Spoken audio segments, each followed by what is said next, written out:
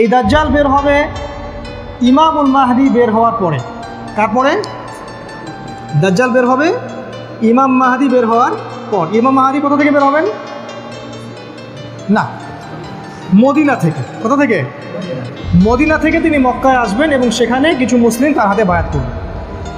হিসেব বলছি, দাজ্জাল বের হওয়ার আগে বের হবে ইমাম মাহদি।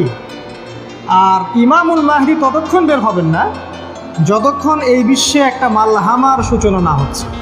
কি না হচ্ছে? এখন প্রশ্ন করেন আমাকে, মালহামা কি? মালহামা হচ্ছে এমন যুদ্ধ যে যুদ্ধে 100 জন সৈনিকের মধ্যে 99 জন সৈনিক মারা যাবে। নবীজি বলেছেন এই মালহামায় 80টা দেশ একত্রিত হবে, 80টা পতাকা, মানে 80টা দেশ, এবং প্রত্যেক পতাকার নিচে থাকবে 12,000 করে সৈন্য। এবং এই যুদ্ধে এমন কিছু অস্ত্র ব্যবহার করা হবে যা বিশ্ববাসী কখনো দেখেনি। এক একটা করে পারমাণবিক বোমা পড়বে, একটা করে দেশ ডিস্ট্রয় হয়ে যাবে। পৃথিবীর 3 ভাগের 1 ভাগ মানুষ যুদ্ধে মারা যাবে, আর 1 ভাগ মানুষ মারা যাবে যুদ্ধের পরবর্তী সময়ে দুর্ভিক্ষ, মহামারী, এসব কারণে।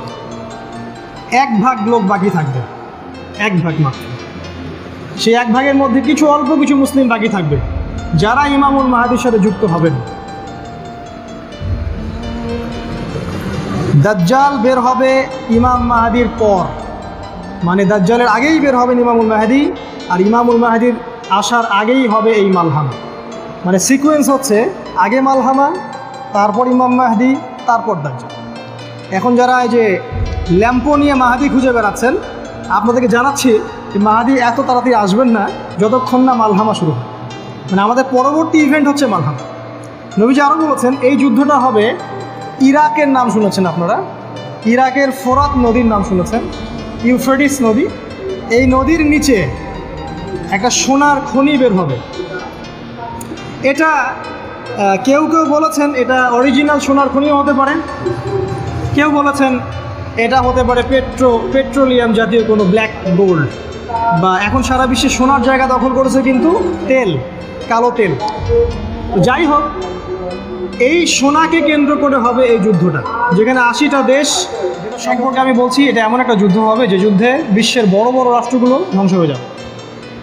এবং এটা আমেরিকা এবং তার যে অ্যালায়েন্স আছে, মানে জোট আছে, আমেরিকা, ন্যাটো, ইউনাইটেড নেশনস, তারপরে আপনার ইউরোপীয় ইউনিয়ন, এদের সাথে যুদ্ধে জড়াবে মূলত রাশিয়া, চায়না, ইরান। এর ফলে পশ্চিমা সভ্যতার পতন ঘটবে। পশ্চিমা সভ্যতা বলে কিছু আর থাকবে না, আমেরিকা বলে কোনো কান্ট্রি আর থাকবে না। বিশ্বের বড় বড় যে দেশগুলো আছে এগুলো পারমাণবিক যুদ্ধের ফলশ্রুতিতে ধ্বংস হয়ে যাবে।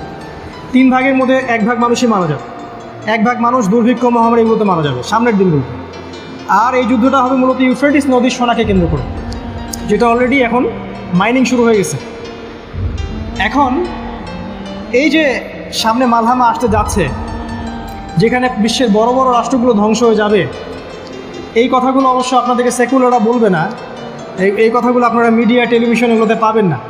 এই কথা তাদের কাছেই পাবেন যারা কোরআন সুন্নাহর সাথে বর্তমান বিশ্বকে পড়াশোনা করে, তাদের কাছে পাবেন। আর অনেক মানুষ এগুলোকে বলতে পারে পাগলের প্রলাপ। আমরা শুধু বলি আপনারা অপেক্ষা করেন, দেখেন সামনে কী হয়। বিশ্বের বড় বড় যে রাষ্ট্রনেতারা আছেন এখনকার বিশ্বের, তারা এবং যারা সেনাবাহিনী আছেন তাদের বড় বড় নেতারা পর্যন্ত জানেন যে মালহামা যে কোনো সময় শুরু হতে পারে। যে কোনো সময় বিশ্বে এমন একটা যুদ্ধ হবে যেটাতে বিশ্বের প্রায় বড় বড় প্রতিটা রাষ্ট্র ডিস্ট্রয়েড হয়ে যাবে নিউক্লিয়ার ওয়েপেন্সের কারণে। এখানে আপনার প্রস্তুতি কী হবে? আমি কিছু প্রস্তুতির কথা বলেছি অনেক লেকচারে। আমি প্রথমে বলেছিলাম যে শহরকেন্দ্রিক জীবন থেকে গ্রাম্য জীবনে অভ্যস্ত হওয়া এবং প্রত্যন্ত জায়গাগুলোতে জায়গা কিনে রাখা, সেখানে আপনি সাপোর্ট ব্যাকআপ কিছু প্রজেক্ট রেডি করে ফেলেন। দূরে প্রত্যন্ত গ্রামাঞ্চলে জমি কিনেন, সেখানে ডেইরি ফার্ম করেন, ছাগল প্রতিপালন করেন, মাছ চাষ করেন, জমি চাষ করেন, অর্থাৎ নিজেদের ফুড নিজেরা প্রডিউস করার চেষ্টা করেন। যত শহরমুখী হবেন আপনি একটা দুঃস্বপ্নের দিকে এগিয়ে যাবেন। আপনার কাছে মনে হবে যে আমি শহরে চলে যাই, আমার লাইফটা আমি নিজের পায়ে দাঁড়াবো, আপনি দুঃস্বপ্নের মধ্যে পড়ে যাবেন। আরেকটা কথা বলি, এই যে মহামারী চলছে, এরপরে যেটা আসবে বিশ্বে সেটা হচ্ছে ভূমিকম্প। এরপরে আসতে যাচ্ছে সিরিজ ভূমিকম্প। আমাদের শহরের যে বাড়িগুলো আছে 10 তলা, 20 তলা, 30 তলা, এগুলো এক একটা কবরস্থান হয়ে যাবে। এক একটা বাড়ি এক একটা কবরস্থান। সামনে সিরিজ ভূমিকম্প আসবে। নবী সাল্লাল্লাহু আলাইহি ওয়াসাল্লাম বলেছেন কিয়ামতের বড় বড় আলামতগুলোর মধ্যে ভূমিকম্প অন্যতম। এবং এত ঘন ঘন ভূমিকম্প হবে যে এমনও হতে পারে সকালে একটা হচ্ছে, রাত্রে একটা হচ্ছে, আল্লাহ না করুক এমন হতে পারে। তবে 3টা ভূমিকম্প হবে সেটা অবশ্যই একদম মানে হলফ করে বলতে পারি আমরা। নবীজি বলেছেন এই কিয়ামতের আগে আগে শেষের দিকে 3টা বড় বড় ভূমিকম্প হবে। একটা পৃথিবীর পূর্ব দিকে, মানে বাংলাদেশ, পাকিস্তান, মিয়ানমার, শ্রীলঙ্কা, ইন্ডিয়া, এই জায়গার দিকে একটা বড় ভূমিকম্প আসতে যাচ্ছে। যতই চেষ্টা করো তারা এটা আটকাতে পারবে, আমরা কেউ আটকাতে পারবো। একটা আসবে পশ্চিমের দিকে, মানে ওই পশ্চিমা সভ্যতা, ওরা এটা ডিজার্ভ করে যে ওরা ভূমিকম্পে ধ্বংস হবে, আল্লাহ পাক সেটা করে দেবেন। আরেকটা আসবে আরব বিশ্বে, আরবেও কিছু কিছু মুনাফিকের জন্ম হয়েছে এখন, দীর্ঘ সময় ধরে তারা উম্মার সাথে গাদ্দারি করে যাচ্ছে, এদেরও শাস্তির দরকার আছে। এখানেও একটা ভূমিকম্প আসতে যাচ্ছে সামনে, এটা আসবে সামনে।